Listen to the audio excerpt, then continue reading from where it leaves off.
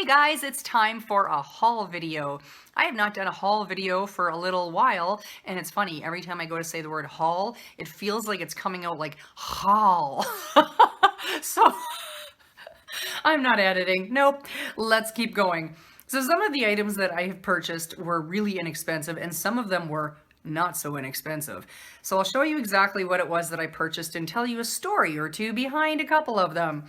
The first item that I got was the Avon Cool Confidence deodorant.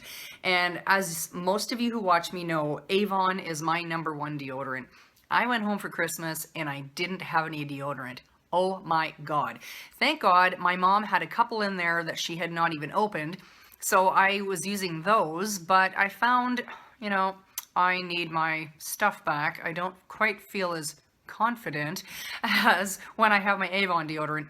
So when I got home, I put an order in right away and it just came in. So I've got this one and I've got the Haiku one as well. This one, oh goodness, quite the light going on there.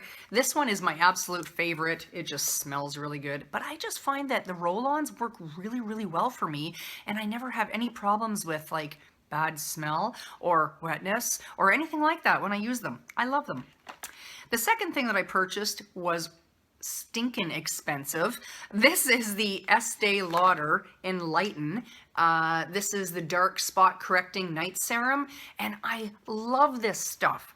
I had a sample of this, and I'm sure I told you all about it, how wonderful it was.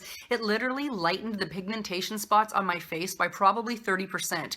So I ran out and bought another one, and this stuff is not cheap. It was $110 Canadian. I know. However, it works. It really works on my face. Yeah, so I purchased this. Would I buy it again? You're darn right I would, in a heartbeat. I just love this stuff. It goes on really well. You only need one squirt, if even one squirt. And for me, that worked for my whole face and my forehead. I mean, really, I'll probably have it for months on end, and I'll be very happy about it.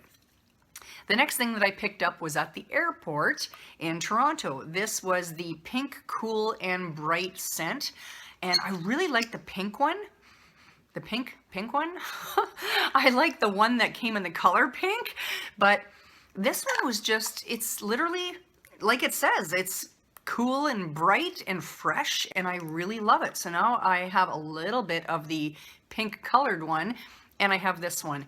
And the reason I buy the small ones is because I don't go through fragrance as fast as some people I see on here. I don't know how much of this stuff you're wearing, but I figure a couple of shots a day and I'm good, I don't know. This will last me for quite a long, long time. Usually a nice bottle of perfume will last me like years if I keep it in a dark, cool place. The next thing I picked up was the Kat Von D Lock-It Tattoo Foundation, and my color is in light 47, I guess it is, just light. This is such a beautiful full coverage foundation. I'm sitting in the chair in Sephora last month and she's putting this on me, and I am like so sold on this stuff just because of the full coverage that it gave me and the fact that my makeup lasted all day long. When Kat Von D says it's locked in place, I am telling you right now, it really is locked in place. It's a wonderful foundation. I would definitely buy that again in a heartbeat, even though it's over $40. Be still my beating heart. Next thing that I picked up was something I had not heard a lot about. I'd only heard about it from one YouTuber maybe, and I decided I'm gonna give this a shot. So when I was in Sephora sitting in the chair while that woman was giving me a little face makeover, I told her I wanted her to use this on me, and this is the Cover FX Anti-Aging Primer. She did use it on me, and I found that it might have been what helped Kat Von D Lock-It Foundation stay in place even longer. I am not kidding when I tell you my makeup looked fresh for 9 hours straight. I was absolutely amazed. Now this stuff, it will go on kind of, oh, I don't even want to use a lot of it, but it goes on just a bit yellowy. It almost looks like yellow clear. Not sure if you can see that or not, but when you rub it in, it doesn't stay yellow whatsoever. I'll tell you too, it's not sticky at all. It's not even tacky. It feels very velvety smooth, but not to the point where it feels like silicone. It just, Feels really, really nice. Just like you have almost a little thin shield going over your skin. I love that primer and I would buy it again, definitely, and I probably will. The next item that I picked up was from the airport. I wanted, this is the MAC Mineralize Skin Finish, and as you know, I'm not a big MAC junkie. I don't buy a lot of MAC whatsoever. In fact, I would say this is the first piece of MAC that I have bought in at least 4 or 5 years. True story. So the Mineralized Skin Finish that I got is in Soft and Gentle. This is the one that I picked out at the airport, and I thought, oh my God, it's so beautiful. I love it. So I said to the girl, yep, that's the one that I want, when she picked it up. And I know it was the one I was holding, so I'm not sure what happened here.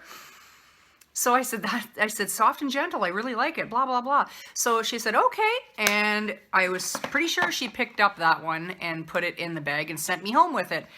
But when I got home and I opened up my bag in my suitcase and started unpacking things, lo and behold, it was what was in my suitcase. This is the Mineralized Skin Finish in Lightskapade. This is the extremely light one. It is absolutely beautiful in the packaging, but it did nothing for me. And I thought, oh my God, this is not Soft and Gentle. This is not what I picked up. But I thought, I'm gonna give it a try anyway. So, I mean, you can rub this till you're blue in the face, and it looks like this on your finger, but when you use a brush and put it on your face, like I'm putting it on my hand right now, well, maybe you can tell a little bit here, but it didn't even show up on my face hardly at all. In fact, and I checked the reviews on MAC, and a lot of people said the same thing about Lightskapade, that it just didn't seem to show up. Now, I'm not looking to, walk out like the Tin Man or anything, but I would have liked a highlighter that did show. So I phoned MAC on the recommendation of someone on my Instagram when I posted the picture and said, I didn't order this. This is not what I wanted, darn it. She said, just call MAC. They'll fix this for you. And lo and behold, they did. I got on the phone. I told them what had happened. She looked up my information, saw that I had not had an account there before. And she said, because it's the first time this has ever happened to you, as was obvious, we're going to send out the highlighter that you did want, which was Soft and Gentle, and you can keep the old one, which is why I have both of them. Quite happy to keep this. As I found out, it works really well on the inner corners, and also it works really well to lighten any really dark color of eyeshadow that I try out that doesn't work for me. So now I have them both. Very grateful. MAC has incredible customer service. I mean, really, if this happens to you, and I don't mean happens to you over and over, go for it. I mean, call them and tell them. The customer service was incredible. And while I was there, I also picked up the 217. Now, I've tried this brush, and I'm still not all that, you can tell I tried it. I'm not all that sure what the hype is really all about. It's an eyeshadow brush. It blends. Yep, it does. But I have cheap brushes that also blend just as well as the 217. So I'm not all that sure what the huge hype is. I do kind of feel like I wasted, like, whatever it was, 30 bucks or something. I don't remember how much it was. But yeah, I don't know. Am I wrong? Tell me if I am. If you think that, I don't know maybe what I'm doing with this eyeshadow brush. I don't know. But what I was doing was putting on my eyeshadow and then, blending it out. I have cheaper brushes that do the exact same thing. I don't care what anyone says. Oh, there is one other thing that I bought. I have to be very careful with this. I went to Lush and got a bath bomb. That is the first bath bomb from Lush that I've ever owned. It could be my last. If you ask me what this scent is, I can't tell you. I forgot. Can you believe it? It was the one that didn't smell the most. I mean, I walked in there and left with a massive headache. And it's so funny because I'm going to try to do this. When I take this bath bomb out, I took it out to look at it because I was like, I don't even remember which one it is. And it kind of looks like cotton candy and white. And then I put it back in. And the reason I do that is because when I put this bath bomb back in the bag the first time, I could taste it. I guess the dust came up out of the bag and got in my mouth, and it tastes, there it is again. See? Whew. It's like soap. It tastes like soap. It smells nice, but it tastes like soap. I don't want to taste soap. So I'm not sure what the hype about the bath bombs is either. They're dangerous little buggers. Anyhow, that's my haul. I do hope you have a great day, and I'll talk to you later. Bye-bye.